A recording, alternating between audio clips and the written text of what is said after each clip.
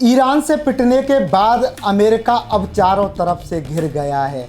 उत्तर Korea ने एक ऐसा मोर्चा खोल दिया है जिसे लेकर डोनाल्ड ट्रंप की रातों की नींद उड़ गई है। डोनाल्ड ट्रंप ने कभी अपनी ज़िंदगी में नहीं सोचा था कि ये जो सन की तानाशाह है ये अमेरिका के लिए और इजराइल के लिए इतना बड़ा संकट बन जाएगा।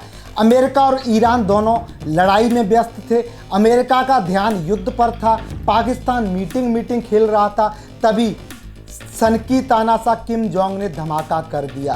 अपने सबसे खतरनाक हथियार से मिसाइलों की बौछार कर दी। दोस्तों नमस्कार, जय हिंद। मेरा नाम है संदीप और आप देख रहे हैं अपना उत्तर प्रदेश। किसी ने सोचा नहीं था कि अचानक जब अमेरिका, इजराइल और ईरान युद्ध में व्यस्त थे तो ये उत्तर कोरिया का सन की तानाशाह ऐसा भी कर सकता है। अपने और दुनिया के सबसे खतरनाक हथियार ब्लैक आउट की टेस्टिंग कर दी है, समुद्र में उतार दिया है, मिसाइलों की बौछार कर दी है। इतना खतरनाक हथियार कि किसी भी देश को मिनटों में अंधेरे में बदल सकता है। अचानक युद्ध के मैदान में इस हथियार को जमीन पर उतारना। अचानक किम जोंग ने दुनिया का सबसे खतरनाक हथियार क्यों मैदान में उतार दिया? जंग के मैदान में क्या होने वाला है और अमेरिका और इजराइल की कैसे हालत खराब हो गई है। इमरजेंसी मीटिंग बुलानी पड़ी है और दोनों देशों में अलर्ट जारी हो गया है। देखिए खास रिपोर्ट। उधर ईरान से लड़ते रह गए डोनाल्ड ट्रंप, इधर सन की किम जोंग ने कर दिया धमाका। अमेरिका इजराइल के उड़े होश जंग के बीच उत्तर कोरिया ने चलाया अपना सबसे खतरनाक हथियार, हिला दी पूरी धरती। किम जोंग के एक्शन से दुनिया भर के देशों में हाई अलर्ट। मिडिल ईस्ट तनाव के बीच किम जोंग ने समंदर में उतारा मौत का महा हथियार। दुश्मन में मची खलबली। दोस्तों दुनिया इस वक्त पहले से ही आग में जल रही है। मिडिल ईस्ट में ईरान और इजराइल का तनाव, अमेरिका की फौजें अलर्ट पर है और पूरी दुनिया की नजर उस युद्ध पर टिकी हुई है। लेकिन इसी बीच एशिया में एक ऐसा धमाका हुआ है जिसने अमेरिका और उसके सहयोगियों की हालत और खराब कर दी है।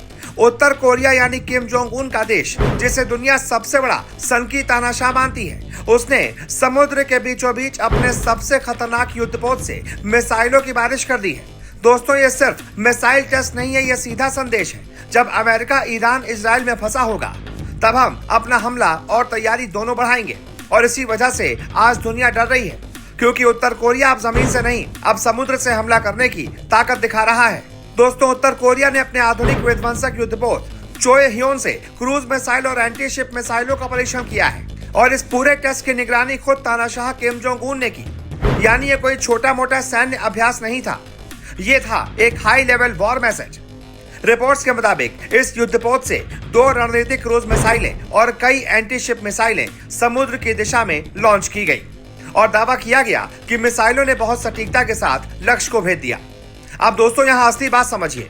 उत्तर कोरिया पहले भी बैलिस्टिक मिसाइल टेस्ट करता रहा है, लेकिन इस बार गेम बदल गया, क्योंकि अब उत्तर कोरिया ने साफ कर दिया है कि वो सिर्फ जमीन से नहीं, वो अब समुद्र से भी अपने दुश्मनों को तबाह करने की तैयारी कर चुका है। और जिस जहाज से ये टेस्ट किया गया वो लगभग 5000 टन श्रेणी का युद्धपोत माना जा रहा है।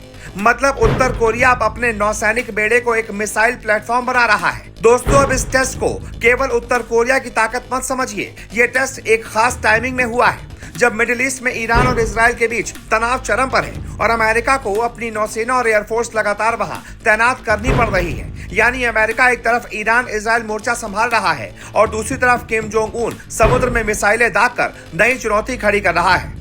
विश्लेषक साफ कह रहे हैं कि ये टेस्ट सिर्फ सैन्य नहीं, ये राजनीतिक चाल भी है, क्योंकि उत्तर कोरिया जानता है कि जब अमेरिका कई मोर्चों पर उलझेगा तब दबाव बढ़ेगा और उसी दबाव में उत्तर कोरिया अपने एजेंडे को आगे बढ़ाएगा। दोस्तों कई रिपोर्ट्स में यह भी चर्चा होती रही है कि ईरान और उत्तर कोरिया के बीच मिसाइल टेक्नोलॉजी को लेकर सहयोग की संभावनाएं हमेशा शक के घेरे में रही हैं। यानी मिडिल ईस्ट में आग और एशिया में मिसाइल धमाका, दोनों मिलकर दुनिया को एक ही संदेश दे रहे हैं। अमेरिका अब एक नहीं बल्कि कई युद्धों में घिर सकता है।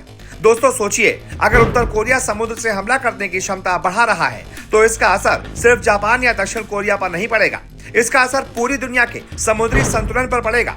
और सबसे बड़ा खतरा यह है कि अगर कल को ईरान और इजराइल का युद्ध बढ़ गया और अमेरिका वहां पूरी तरह से फंस गया तो उत्तर कोरिया जैसे देश इस मौके को गोल्डन चांस बना सकते हैं। और यही वजह है कि दुनिया डर रही है, क्योंकि किम जोंग उन कोई सामान्य नेता नहीं है। वो एक ऐसा शासक है जो भूख से जनता मर जाए तब भी मिसाइलों पर पैसे बहाता रहता है।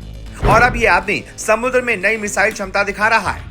मतलब साफ है, उत्तर कोरिया अब केवल धमकी नहीं, अब वो समुद्री युद्ध की भी तैयारी कर चुका है। और दुनिया की सबसे बड़ी समस्या ये है कि तानाशाहों के पास लॉजिक नहीं होता, उनके पास सिर्फ सनक होती है। तो दोस्तों, उत्तर कोरिया का ये मिसाइल टेस्ट सिर्फ एक सैन्य परीक्षण नहीं, ये एक चेतावनी है। ये संदेश है अमेरिका, इजराइल और उनके सहयोगियों के लिए कि तुम ईरान में उलझे रहो, हम समुद्र में अपनी ताकत बढ़ाते रहेंगे। अब सवाल यही है कि क्या अमेरिका एक साथ मिडिल ईस्ट और एशिया दोनों मोर्चों को संभाल पाएगा? क्या दुनिया एक नए वर्ल्ड वॉर के दौर में जा रही है? और क्या भारत जैसे देशों को अपनी नौसेना और मिसाइल सुरक्षा और मजबूत करनी चाहिए? दोस्तों, आपका क्या मानना है? कमेंट में जरूर लिखिए। और अगर आप चाहते हैं कि हम ईरान इजराइल युद्ध और उत्तर कोरिया की मिसाइल रणनीति का कनेक्शन खोलकर अगला वीडियो बनाएं, तो वीडियो को लाइक कर दीजिए और चैनल को सब्सक्राइब कर दीजिए, क्योंकि खबर सिर्फ खबर नहीं होती, खबर के पीछे जो खेल होता है वही असली सच्चाई होती है। जय हिंद।